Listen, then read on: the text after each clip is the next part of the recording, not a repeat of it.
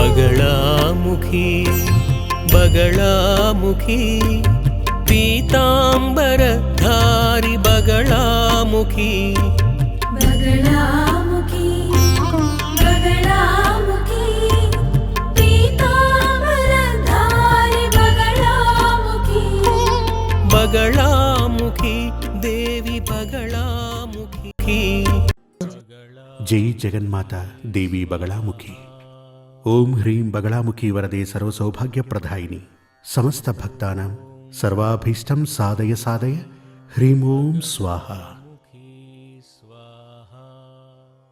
ఇప్పుడు మన వేదశాస్త్రంలో ఉన్నటువంటి చాలా విషయాలు జనాన్ని తికమక పెడుతున్నాయి. జ్యోతిష్యంలో ఉన్న విషయాలు, వాస్తుశాస్త్రంలో ఉన్న విషయాలు, రత్నశాస్త్రం అందులోని విషయాలు, ఇలాంటి చాలా విషయాలు జనానికి చాలామందికి ఏమని చెప్పచ్చు, కన్ఫ్యూజన్. వివరంగా చెప్పాలంటే అసలు సరైన మార్గం ఏది, సరైన వే ఏది అన్న సంగతి తెలియకుండా పోతుంది. ఈ విధంగా మనలో ఉన్నటువంటి ఆ యొక్క తికమక అంటే కన్ఫ్యూజన్ ఉన్నటువంటి అవస్థ, సరైన మార్గం ఏదో మనం తెలుసుకోలేని స్థితిలో ఉంటే అందుకు కారణం ఒకటి మనలోని అజ్ఞానం అంటే తెలివిలేనితనం, అంటే మనకు తెలివి లేకపోవడం. ఇక రెండవది మూఢనమ్మకాలు. మనలోని ఈ తెలివి తక్కువతనాన్ని, మూఢనమ్మకాన్ని ఇతరులు అవకాశంగా తీసుకుని యూజ్ చేసుకుంటున్నారు. అందులో ముఖ్యంగా చెప్పాలంటే ఇప్పుడు జ్యోతిష్యం, పూజ, వాస్తు, రత్నశాస్త్రం, ఈ 4 శాస్త్రాల యందు కూడా ఉన్నటువంటి అనేక విషయాల వల్ల మనం మోసపోతూ ఉంటాం. వివరంగా చెప్పాలంటే వేదకాలాల నుంచి ఉన్నటువంటి ఈ జ్యోతిష్యం ఆ భగవంతుని ప్రసాదమే, ఆ ఈశ్వరుడు ప్రసాదించినదే. ఆయుర్వేదం, యోగాశాస్త్రం, మెడిటేషన్, జ్యోతిష్యం ఇవన్నీ కూడా అనాదిగా యుగయుగాలుగా ఉన్నవే. అనాది కాలంగా వాస్తుశాస్త్రం కూడా ఉండనే ఉంది. కాని ఈ కాలానికి అనుగుణంగా చెప్పేటువంటి రీతిలో వాస్తుశాస్త్రమునందు చాలా మూఢనమ్మకాలు ఏర్పడ్డాయి. అందుచేతనే ఇప్పుడు చాలామంది మన ఇంటికొచ్చి చూస్తూ ఉంటారు, దాన్ని ఎలా చేయాలి అంటూ. ఈ విధంగా ఉదాహరణకి మీ ఇంటిని వాస్తుశాస్త్ర విద్వాంసులకు గనక చూపిస్తే నలుగురు 4 విధాలుగా చెప్పటం జరుగుతుంది. అది అక్కడ ఉండకూడదు, ఇది ఇక్కడ ఉండకూడదు, అలా ఇలా అని చాలా విషయాలు మనకు చెప్తారు. కానీ చాలా ముఖ్యంగా వాస్తుశాస్త్రం అనేది ఎప్పటి నుంచో ఉంది. అందులో ఓ ఇంటిని మీరు కడుతున్నప్పుడు ముఖ్యంగా ఆగ్నేయం వైపు వంటగది కట్టాలి. ఆగ్నేయం వైపు వంటగది కట్టి తీరాలి. అదేవిధంగా ఇక నైరుతి స్థానంలో అంటే నార్త్, సౌత్ వెస్ట్, అంటే నైరుతి స్థానం అంటే సౌత్ వెస్ట్. ఈ సౌత్ వెస్ట్లో వచ్చి ఇంటి యజమాని యొక్క బెడ్రూమ్ ఉండాలి. ఇంటి యజమాని శయనించు ప్రదేశం, అక్కడ ప్రధాన బెడ్రూమ్, మాస్టర్ బెడ్రూమ్ ఉండాలని వాస్తు శాస్త్రజ్ఞులు చెప్తూ ఉంటారు. అది ఆ ప్లేస్లో ఉండాలి. ఇక పూజా స్థలం అంటే మనం ఇంట్లో కులదైవాన్ని పూజించే స్థలం. మనకు కులదైవం అంటూ ఎవరైనా ఉంటే వారిని పూజించే స్థలం పూజాస్థలం అంటారు. అది ఈశాన్యం నందు ఉండి తీరాలి. ఈశాన్యం అంటే నార్త్ ఈస్ట్, అక్కడ పూజగది ఉండాలి. మన ఇంటికి ఎవరైనా బంధువులు వస్తున్నారు అని తెలిస్తే, మన ఇంట్లో గెస్ట్ల కొరకు ఏదైనా రూమ్ ఉంది అంటే అది వాయువ్యంలో ఉండాలి. ఇటువంటి అనేక విషయాలు, ఇవన్నీ కూడా ప్రధానమైన విషయాలు, ఇంపార్టెంట్ విషయాలు. సెంట్రల్లో హాల్ ఉండాలి. ఇక బాల్కనీ విషయానికొచ్చి, బాల్కనీ ఎక్కడుండాలంటే తూర్పున ఉండొచ్చు, లేక ఉత్తరం ఉండొచ్చు. ఈశాన్యంలో ఉంటే చాలా విశేషం. ఇదే ప్రధానమైనటువంటి వాస్తు. ఇది లేకపోవటం చేత చాలా ఏమిటంటే, ఇలా గనక ఉంటే చాలామంది చెప్తుంటారు, ఆ గోడ కొట్టేయండి, ఈ గోడను పెంచండి, అదేవిధంగా అద్దాలు ఉంచుకోండి, ఈ పిక్చర్ని పెట్టుకోండి, ఈ దృశ్యాన్ని ఉంచండి. అవన్నీ కూడా మిమ్మల్ని మోసం చేయటానికే అని అర్థం చేసుకోండి. నేను మీకు అనుభవాన్ని వివరిస్తాను. అదేమిటంటే, ఒక 2 సంవత్సరాల క్రితం చాలా పెద్ద బిజినెస్ మ్యాన్ ఒక ఆయన నా దగ్గరికి వచ్చారు. ఆయన క్రిస్టియన్, చాలా పెద్ద బిజినెస్ మ్యాన్. నన్ను కలవటానికి ఆయన కేరళ నుంచి ఇక్కడికి రావటం జరిగింది. ఇక ఆయన జాతకం విషయానికి వస్తే ఆయన ఎవరో ఏంటో నాకు తెలీదు. జాతకం చూసినప్పుడు చెప్పాను, ఆయనకు 2వ స్థానంలో 2వ పాపాధిపతి శని అక్కడ నివసిస్తున్నాడు. అంటే 2వ పాపాధిపతి నీచ స్థితిలో ఉన్నాడు, శని కూడా ఉన్నాడు. అప్పుడు నేను చెప్పాను, మీకు టైం ఇప్పుడు సరిగ్గా లేదు అని. మీరు ఇప్పుడు చాలా అప్పుల పాలవుతారు. ఉంటున్నటువంటి ఇంటిని కూడా అమ్మే స్థితి దాపురిస్తుంది. అలా నేను చెప్పగానే ఆయన అన్నారు, అవును స్వామి, ఇప్పుడు నా పరిస్థితి అలాగే ఉంది. అప్పుల బాధ తట్టుకోలేకపోతున్నానని ఆయన తన కథ చెప్పడం ప్రారంభించారు. అప్పుడు ఆయన అన్నారు, నాకు శనిదశా కాలం ఆరంభం కావటానికి 2 సంవత్సరాలకు ముందు నేనొక పెద్ద వాస్తు శాస్త్రజ్ఞుణ్ణి కలిశాను. వారు చెప్పారు, వారికి కూడా జాతకం చూడటం తెలుసు. వారు జాతకం చూసి చెప్పారు, జాతకాన్ని క్షుణ్ణంగా పరిశీలించి వారు నాతో చెప్పారు, ఈ శనిదశా కాలంలో నీకు కష్ట నష్టాలు, ధన నష్టం ఉంటుంది అని. అందుచేత ఇప్పుడు నువ్వు ఉంటున్న ఇల్లు వాస్తు ప్రకారం లేదు కనుక మీరు మరో ఇంటికి వెళ్ళి వాస్తుకు అనుగుణంగా ఆ ఇంటిని మార్చుకోండి అన్నారు. ఆయన అంటే ఆ వాస్తు శాస్త్రజ్ఞుడొచ్చి ఈయన ఇంటిని చూసినప్పుడు అది సరిగ్గా లేదు అనుకుని ఇతను అంటే ఆ టైంలో అంటే నన్ను కరవటానికి 7 సంవత్సరాల మునుపు ఓ కొత్త ఇంటిని కట్టుకున్నారు. అది కూడా చాలా పెద్ద ఇల్లు, చాలా పెద్ద బంగళా కట్టారు. ఆయన గురించి చెప్పాలంటే 500-600 మంది పనిచేసేటువంటి ఫ్యాక్టరీలో ఉన్న వ్యక్తి అతను. ఇలా మంచి బిల్డింగ్ని నిర్మించి ఈయన అక్కడ ఆ ఇంటికి మారటం జరిగింది. దాన్ని ఏమంటారు అంటే గృహప్రవేశం చేశారు. కుటుంబంతో ఆయన జీవితాన్ని ప్రారంభించారు. ఈ జ్యోతిష్ శాస్త్రం అంటే తన వాస్తు శాస్త్రం చూసిన వ్యక్తి పూజా కార్యక్రమాలకి ఆయన దక్షిణకు దాదాపుగా 25 లక్షల దాకా ఖర్చు పెట్టారు. అంత గొప్ప వ్యక్తి అన్నమాట అతను. ఇప్పుడేమిటంటే ఆయన సరిగ్గా బ్రతకలేనటువంటి స్థితి, అప్పులు, ఊళ్ళో తలెత్తుకోలేని స్థితి, ఫ్యాక్టరీలు మూసేశారు. అలా అని నాతో చెప్పారు. ఇందులో చూడండి, ఇక్కడ ముఖ్యంగా మనం తెలుసుకోవలసిన విషయం ఏమిటంటే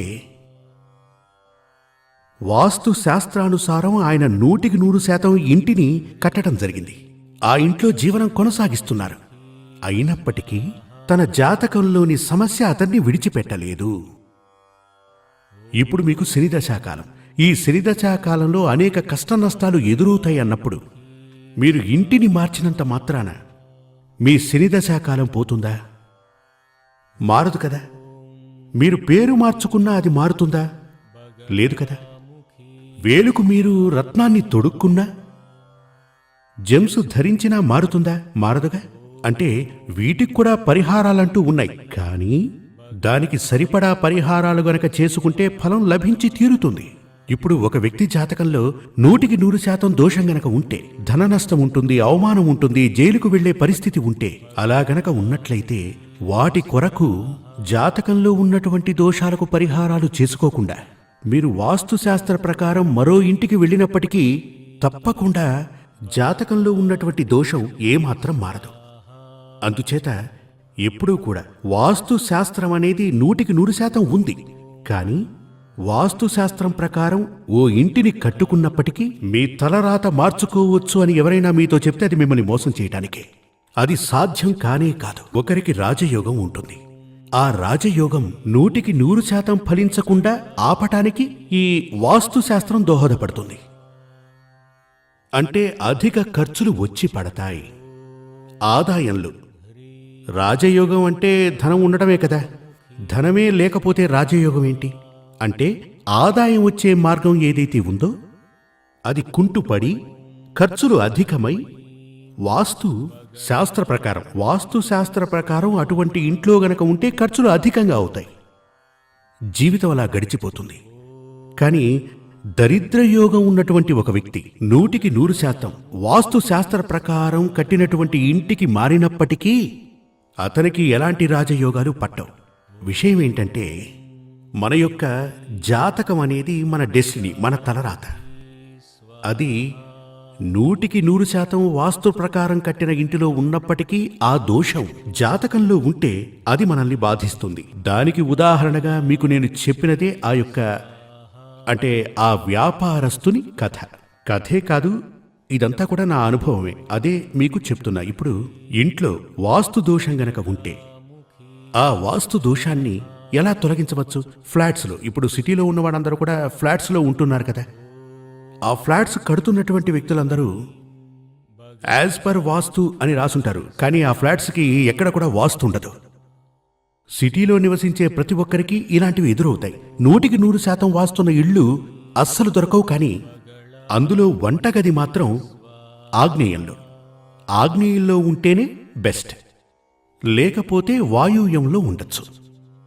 అంటే ఆగ్నేయంలోనే గనక వంటగది ఉంటే నిప్పుని మాత్రం మనం తూర్పు ముఖంగా నిలబడి నిప్పుని మనం వెలిగించాల్సి ఉంటుంది. అదే వాయువ్యం గనక అయితే మనం ఉత్తరం వైపు నిలబడే నిప్పుని వెలిగించాల్సి ఉంటుంది.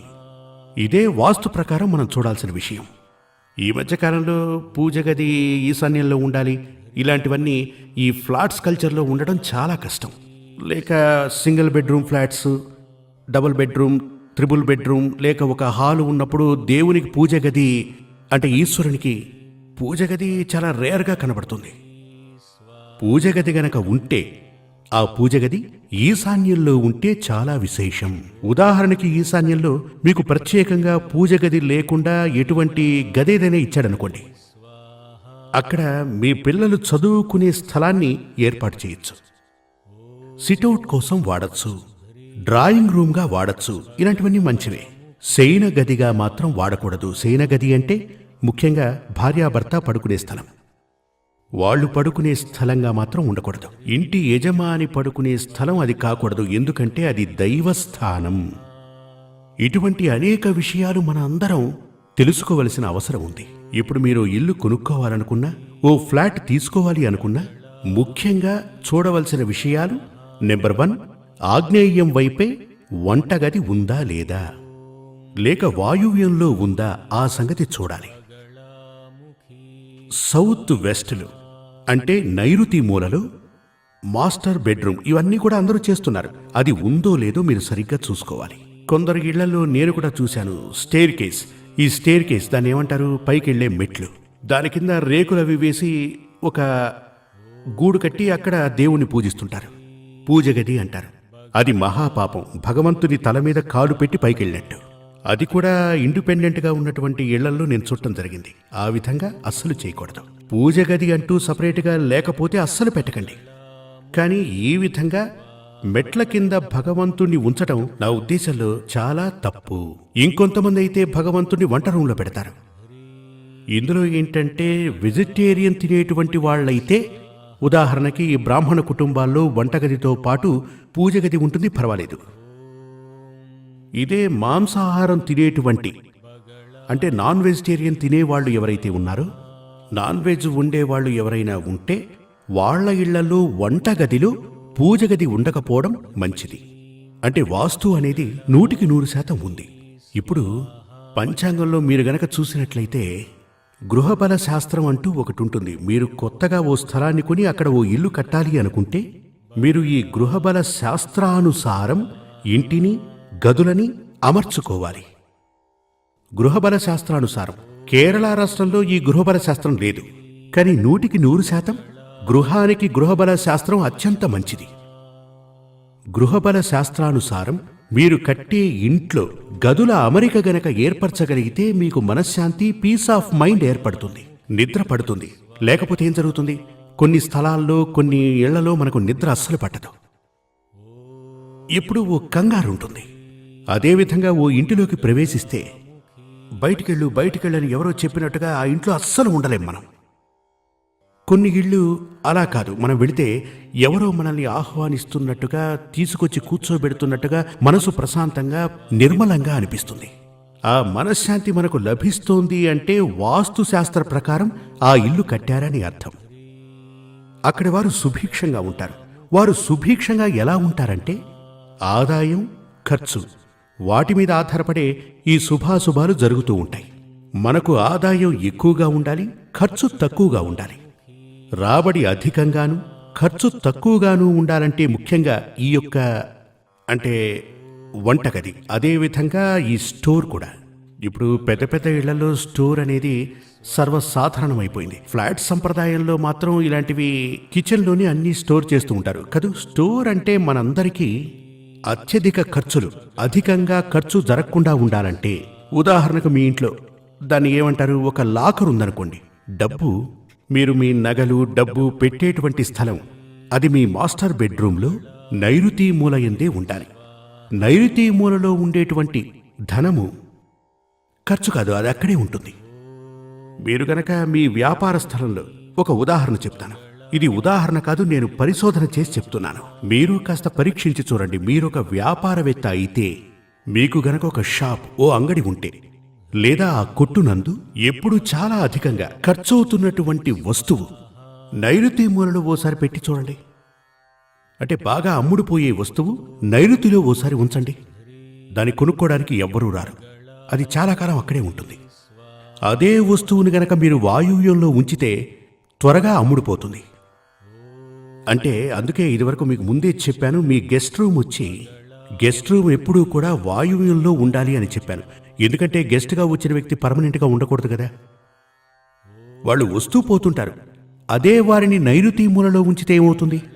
వాళ్ళు శాశ్వతంగా ఇక్కడే ఉండిపోయే అవకాశం వస్తుంది, మనం బయటికి వెళ్లాల్సి వస్తుంది. అందుచేత ఎప్పుడూ కూడా గెస్ట్ రూమ్ కట్టించాలి అంటే అది వాయువ్యంలో కట్టించాలి. ఎప్పుడూ కూడా ముఖ్యంగా వాస్తుశాస్త్ర ప్రకారం చూస్తే మనం ఇదివరకే చెప్పుకున్న చాలా విషయాలు గుర్తుంచుకోండి. అదేవిధంగా గృహబల శాస్త్రం, ఈ గృహశాస్త్ర ప్రకారం మనం కట్టే ఇంట్లో ఒక్కొక్క రూమ్ యొక్క ఆ గదుల యొక్క అమరిక గనక ఉంటే 100% మనకు సంతోషం ఉంటుంది, మనశ్శాంతి ఉంటుంది. లేదంటే ఒక ఇల్లు కట్టుకోవడం, అక్కడొక కలశాన్ని ఏర్పాటు చేయడం, దాన్ని ఏమంటారు, ఓ చెంబులో నీళ్లు పెట్టి అందులో పువ్వులవి వేయటం, ఈ కలబంద చెట్లు పెట్టడం, ఆ చెట్టు పెట్టుకోవటం, ఈ చెట్టు పెట్టుకోవటం, అలా పెట్టుకో ఇలా పెట్టుకో, ఒక క్యాలెండర్ పెట్టుకోవటం, ఇవన్నీ కూడా శాస్త్రానికి అనుకూలమైనవి కావు. కొంతమంది చెప్తారు గ్రీకు శాస్త్రం, ఆ శాస్త్రం, ఈ శాస్త్రం మనకెందుకండి. ఇప్పుడు ఈ శాస్త్రాలన్నీ కూడా మన వేద శాస్త్రాల నుంచి ఉద్భవించినవే.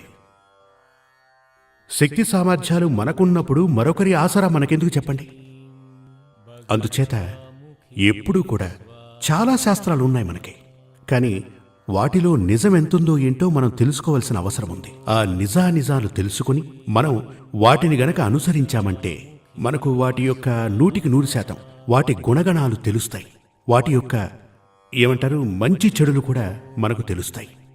మీ యొక్క ఇల్లు వాస్తు శాస్త్రం ప్రకారం ఉండాలి అని ఆ అమ్మవారి అనుగ్రహంతో వాస్తుశాస్త్రం ప్రకారం సంతోషం, మనశ్శాంతి కలిగేటువంటి ఇల్లు మీకు లభించాలని శ్రీ సూర్యమంగళం అద్వైత వేద విద్యాపీఠంలో తాంత్రిక పూజల్లో సిద్ధహస్తులైన ఎందరో ఆచార్యులు అమావాస్య, పౌర్ణమి రోజుల్లో ప్రత్యేక యాగాలు నిర్వహిస్తారు. ఈ యాగాల్లో పాల్గొనడం ద్వారా తల్లి శ్రీ బగళాముఖీదేవి అనుగ్రహం వల్ల సర్వదోషాలూ పోయి సకల సౌభాగ్యాలు మనకు కలుగుతాయి. శ్రీ సూర్యమంగళం అద్వైత వేద విద్యాపీఠం జ్యోతిష్యం, ప్రశ్నలు, వాస్తు, తాంత్రిక పూజలు మరియు వేదయాగాలు నిర్వహిస్తారు. సంప్రదించవలసిన నంబర్ 7305442299 7305442299. చెన్నై, కోయంబత్తూర్, బెంగళూరు, హైదరాబాద్, విజయవాడ, ఢిల్లీ, ముంబై, తిరునల్వేలి, టెక్సాస్.